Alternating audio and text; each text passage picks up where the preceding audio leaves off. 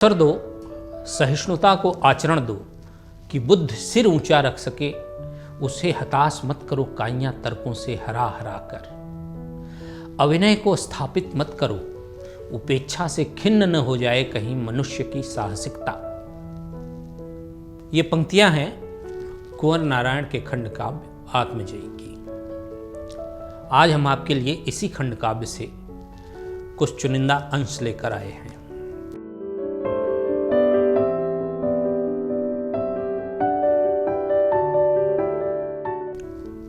आत्मजयी कुंवर नारायण की बहुत मशहूर पुस्तक है। आत्मजयी का मूल कथा सूत्र कठोपनिषद में नचिकेता के प्रसंग पर आधारित है। यम नचिकेता और वाजस्रवा, ये जो संवाद है कठोपनिषद में, उसी पर ये कुछ आधारित है। इतालवी भाषा में नचिकेता के नाम से इस खंड काव्य का अनुवाद प्रकाशित और प्रशंसित हुआ। कठोपनिषद का कथानायक नचिकेता मात्र सुखों को अस्वीकार करता है। तात्कालिक आवश्यकताओं की पूर्ति भर उसके लिए पर्याप्त नहीं है। नचिकेता के अंदर बड़ी जिज्ञासा है, जिसके लिए सिर्फ सुखी जीवन जीना ही काफी नहीं बल्कि सार्थक जीवन जीना जरूरी है, ऐसा वह समझता है। वह अपनी चिंताओं के लिए असाधारण खोज के लिए भी तैयार है। ज्ञानपीठ से प्रकाशित अपने खंड काव्य आत्मजयी की भूमिका में कुंवर नारायण लिखते हैं, कठोपनिषद से लिए गए नचिकेता के कथानक में मैंने थोड़ा परिवर्तन किया है, लेकिन इतना नहीं कि आधार कथा की वस्तुस्थितियां ही भिन्न हो जाएं। कथा को आधुनिक ढंग से देखा गया है, पौराणिक दिव्य कथा के रूप में नहीं। वे लिखते हैं, नचिकेता और वाजस्रवा की असहमति, वाजस्रवा का क्रोध में नचिकेता को मृत्यु दंड देना नई और पुरानी पीढ़ी के संघर्ष का प्रतीक है। स्पष्ट करते हैं कि आत्मजयी में ली गई कविताएं कठोपनिषद की व्याख्या नहीं है, बल्कि कठोपनिषद के विभिन्न श्लोकों से संकेत भर लिया गया है। अब आप सुनिए नचिकेता की असहमतियों को, कैसे वो रखता है अपनी बात कि असहमति को अवसर दो, सहिष्णुता को आचरण दो कि बुद्ध सिर ऊंचा रख सके। उसे हताश मत करो काइयां तर्कों से हरा हरा कर। अविनय को स्थापित मत करो, उपेक्षा से खिन्न न हो जाए कहीं मनुष्य की साहसिकता। अमूल्य थाती है यह सबकी, इसे स्वर्ग के लालच में छीन लेने का किसी को अधिकार नहीं।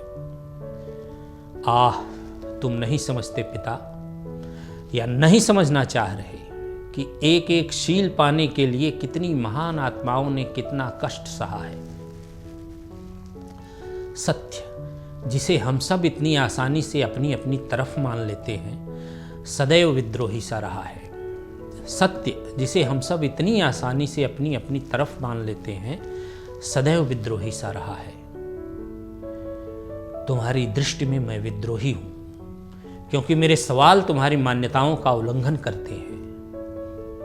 तुम्हारी दृष्टि में मैं विद्रोही हूं, क्योंकि मेरे सवाल तुम्हारी मान्यताओं का उल्लंघन करते हैं।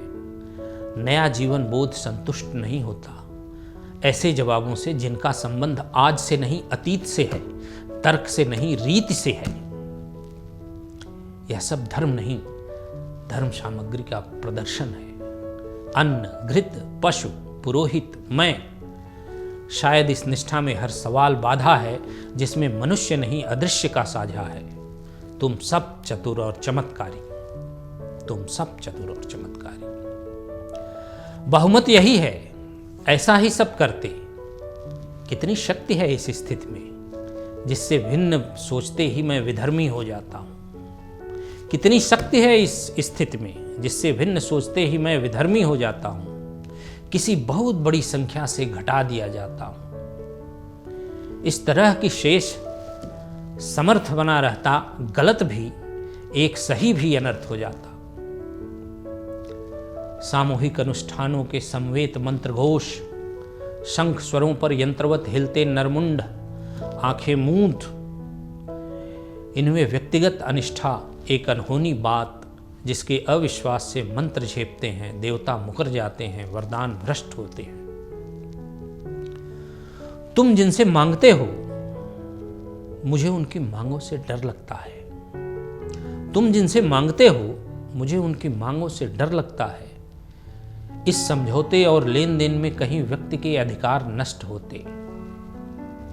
अंधेरे में जागते रहो, अंधेरे में जागते रहो, अभ्यस्त आवाजों से सचेत करते रहते पहरेदार।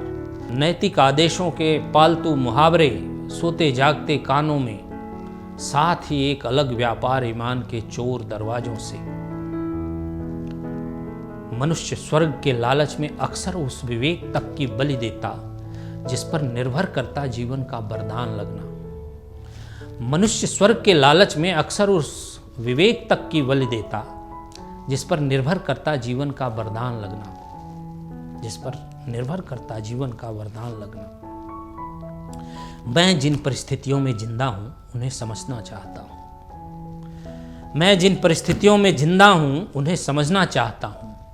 वे उतनी ही नहीं जितनी संसार और स्वर्ग की कल्पना से बनती हैं, क्योंकि व्यक्ति मरता है और अपनी मृत्यु में वह बिल्कुल अकेला है, विवश, अशांतनीय, विवश और अशांतनीय।